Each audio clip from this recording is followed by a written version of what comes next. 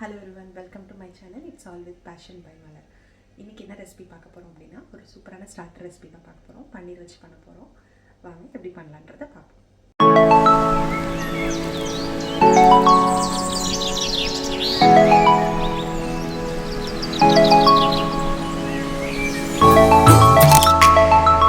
First நம்ம இதுக்கு வேணுங்கிறதெல்லாம் cut பண்ணி வச்சுக்கலாம்.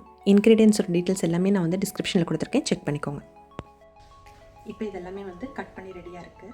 நெக்ஸ்ட் வந்து நம்ம குக் பண்ண போகிறோம். அது எல்லாமே வந்து நம்ம தனித்தனியாக குக் பண்ணணும். ஏன்னா வந்து ஒவ்வொன்றும் ஒவ்வொரு கன்சிஸ்டன்சியில் குக் ஆகணும். ஸோ அது தனித்தனியாக குக் ஆனால் தான் வந்து அதோட டேஸ்ட் வந்து ரிட்டைன் ஆகும் எல்லாத்துக்குமே. ஃபஸ்ட்டு நான் வந்து வெஜிடபிள்ஸ்லாம் குக் பண்ணிக்க போகிறேன். அதுக்கு ஆயில் ஆட் பண்ணிக்கிறேன். ஃபஸ்ட்டு ஆயில் வந்து பார்த்திங்கன்னா கோகோனட் ஆயில் எடுத்திருக்கேன் நான். கோகோனட் ஆயில் இந்த டிஷ்ஷுக்கு ரொம்ப நல்லாயிருக்கும். ஸோ இப்போ வந்து இந்த வெஜிடபிள்ஸை வந்து ஒரு 2 to 3 minutes குக் பண்ணால் போதும். அதுக்கு மேலே குக் பண்ண வேண்டாம். அது எந்த அளவுக்கு குக் ஆகணும் அப்படின்னா வந்து அது கடிச்சா நமக்கு கொஞ்சம் க்ரன்ச்சியாக இருக்கணும். அந்தளவுக்கு குக் பண்ணால் போதும். இது கூட சால்ட் அண்ட் பெப்பர் ஆட் பண்ணி நான் குக் பண்ணுறேன்.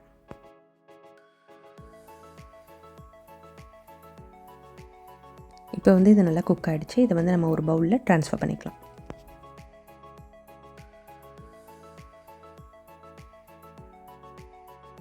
நெக்ஸ்ட் வந்து ஒரு தாளிக்கிற கரண்டியில் நம்மளோட ஜிஞ்சர், கார்லிக் அண்ட் கொரியாண்டர் இது மூணையும் நம்ம குக் பண்ணி எடுத்துக்கலாம். இது வந்து ஒரு நிமிஷம் நல்லா அதை ரோஸ்ட் பண்ணி எடுத்துக்கலாம் அந்த எண்ணெயில்.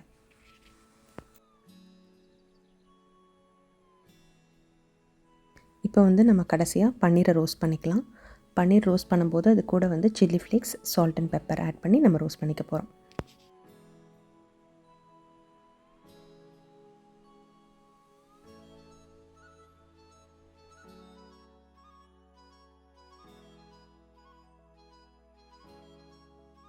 பன்னீரை வந்து ஒரு 30 to 40 செகண்ட்ஸ் குக் பண்ணால் போதும், இல்லைனா ரொம்ப ஹார்ட் ஆகிடும். ஸோ நெக்ஸ்ட் இப்போ இது குக் ஆகிடுச்சு. நெக்ஸ்ட் நான் ஆல்ரெடி ப்ரிப்பேர் பண்ணி வச்சுருந்த வெஜிடபிள்ஸை இது கூட ஆட் பண்ணி ஹை ஃப்ளேமில் ஒரு நிமிஷம் ரோஸ்ட் பண்ணிவிட்டு அடுப்பு ஆஃப் பண்ணிடலாம். அவ்வளோதான், நம்மளோட டிஷ் ரெடி ஆகிடுச்சு.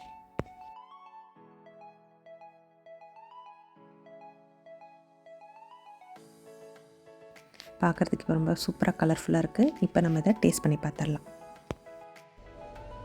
இது வந்து கேப்சிகமோட சேர்த்து ஆனியனோட சேர்த்து சாப்பிட்டா ரொம்ப சூப்பராக இருக்கும்.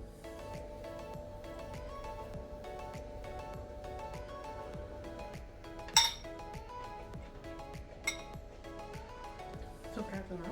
சூப்பராக வந்துருக்கு. இந்த ரெசிபியை நீங்களும் ட்ரை பண்ணி பார்த்துட்டு எப்படி இருந்ததுன்றதை சொல்லுங்கள். நெக்ஸ்ட் வீடியோவில் பார்ப்போம். பாய்.